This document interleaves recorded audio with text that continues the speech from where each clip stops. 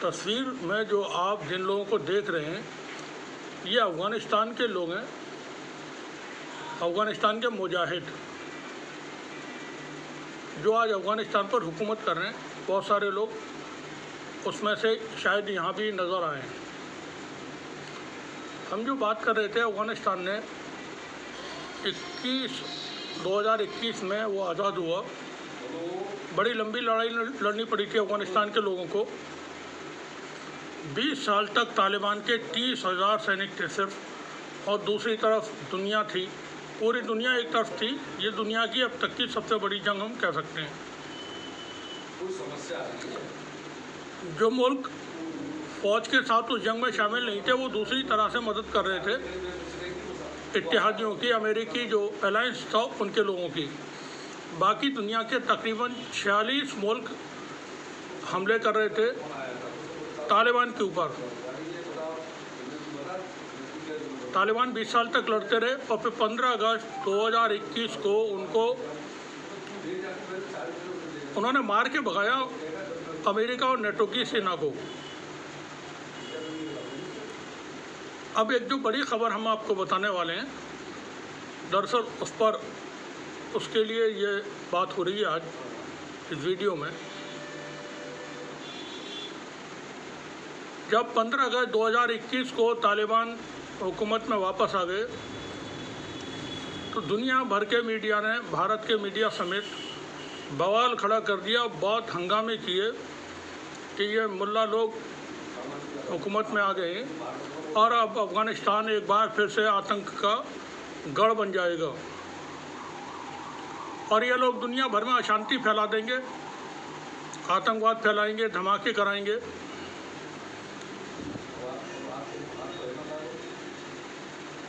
अफ़गानिस्तान के कुछ लोगों के लाइव वीडियोज़ भी उन दिनों या इंटरव्यू किए थे भारत के मीडिया ने भी, और उसमें उन्होंने फटकारी भी लगा दी थी एंकर्स को। वो वीडियो नीचे आपको यहाँ मिल जाएंगे, हमने उस वक्त खबर की थी। वो हुकूमत में आने के बाद तालिबान ने जिस तरह से हुकूमत चलाई है वो एक एग्जाम्पल सेट कर दिया उन्होंने कि this is the model of best governance. जिस काबुल के अंदर हर रोज़ दर्जनों धमाके हुआ करते थे, हत्याएं होती थी, अपहरण होते थे, आज की तारीख में काबुल से पूरे 24 घंटे में कभी गोली चलने की खबर नहीं आती, धमाके की खबर नहीं आती, किसी और तरह की वॉयलेंस की खबर नहीं आती।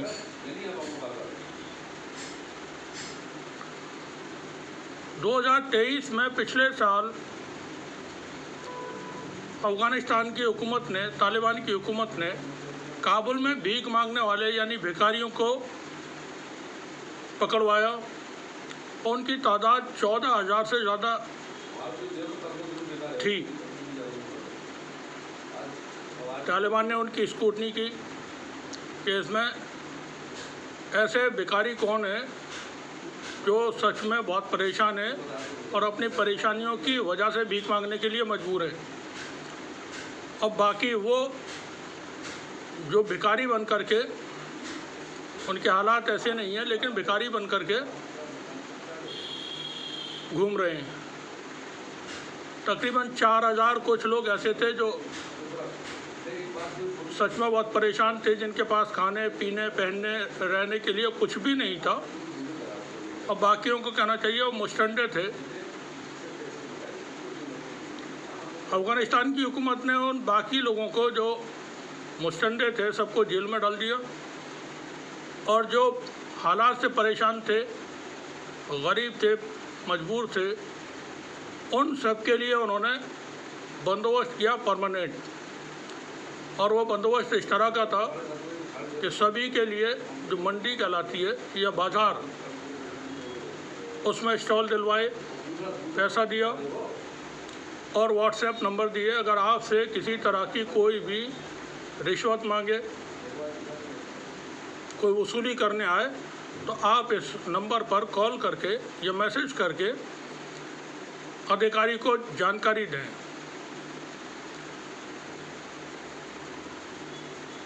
वीडियो बहुत वायरल है, लेकिन हम वीडियो नहीं दिखाएंगे उसको। एक शख्स को अफ़गानिस्तान के अंदर मुंह काला करके बाज़ार में घुमाया जा रहा है और उसके ऊपर आरोप है कि उसने रिश्वत ली थी। रिश्वत लेने वालों को अफ़गानिस्तान की हुकूमत जेल में नहीं डाल रही है, जेल नहीं भेज रही है, बल्कि उसके मुंह पे काला रंग पोत करके, काले पोत करके उसको लोगों के सामने घुमाया जाता है ताकि बाकी लोग भी देख लें और सबक हासिल करें। इस काम के शुरू होने के बाद अफ़गानिस्तान में डर की वजह से लोगों ने अब जो पहले रिश्वत लिया करते थे, रिश्वत लेना बंद कर दिया है। अब आदमी को आप पकड़ के जेल में डालोगे तो उसका खर्चा भी फिर उठाना पड़ेगा, फिर उसको जेल से अदालत लाना है, फिर अदालत से वापस जेल पहुंचाना है, सरकारी वकील, अदालत, जज, तमाम खर्चे, तो लाखों रुपए फजूल खर्ची हो जाती है इस तरह से, और अननेसेसरी अदालतों में पर बोझ आ जाता है। ह्यूमन राइट्स की बात करने वालों को ये तरीका मुनासिब नहीं लगेगा कि किसी के मुंह पे काले पोत करके उसको बेइज्जत की जाए, शर्मिंदा किया जाए, बाज़ारों में परेड कराई जाए। लेकिन ये एक तरीका ऐसा भी है जिसके ज़रिए रिश्वतखोरी, करप्शन को ख़त्म किया जा सकता है। बड़े बड़े चोर पकड़े जाते हैं, जेल जाते हैं, फिर वो छूट करके आ जाते हैं और मज़े से अपनी ज़िंदगी जीते रहते हैं। लेकिन एक बार उसके मुंह पे अगर काले पोत दी जाए तो उम्र भर न सिर्फ वो बल्कि उसका पूरा जो बाकी लोग हैं और वो जो रिश्वत लेने के काम करते हैं वो सब डर की वजह से ऐसी हरकतें बंद कर देंगे। तो हम ये बता रहे थे कि देखें, ये जो लोग खड़े हुए हैं हाथ बांधे हुए, गर्दनें झुकाए हुए, नजरें नीची किए हुए, ये डरने वाले लोग हैं, ये खुदा से डरने वाले लोग हैं। और जो शख्स खुदा से डरता है वो इंसानों के साथ जुल्म नहीं किया करता है, वो इंसाफ कायम किया करता है। और इंसानी जो समाज है वो इंसाफ के निज़ाम के ऊपर ही कायम है। जब तक इंसाफ नहीं होगा तब तक अमन कायम नहीं हो सकता है। तालिबान ने यह साबित कर दिया है कि हम ईमानदारी से काम करेंगे, इंसाफ कायम करेंगे, जुल्म का साथ नहीं देंगे। एक और छोटी सी खबर बता दें यहाँ पर, गलती से या जानबूझ करके जैसे भी, और ये खबर बहुत मोतबर है, अमेरिका ने 3 ट्रिलियन ट्रांसफ़र कर दिया अफ़गानिस्तान के खाते में। ये बहुत बड़ी रकम है, बहुत बड़ी रकम है। 2 बिलियन के लिए पाकिस्तान कटोरा लेकर के भागा फिर रहा है दुनिया भर में कि हमको कहीं से पैसा मिल जाए। IMF के चक्कर लगा रहे हैं, चाइना के चक्कर लगा रहे हैं, सऊदी अरब के, और जहाँ कहीं जगह मिलती है वहाँ पहुँच जाते हैं। उनको इतनी सी रकम नहीं मिल रही है। अफ़गानिस्तान के खाते में 3 ट्रिलियन अमाउंट ट्रांसफ़र किया अमेरिका ने। खबर इस तरह से है कि वो गलती से हुई है, लेकिन गलती से है जैसे भी, वो अमाउंट अफ़गानिस्तान के खाते में आ चुकी है। इन लोगों ने बहुत लंबी लड़ाई लड़ी है, बहुत लंबी लड़ाई।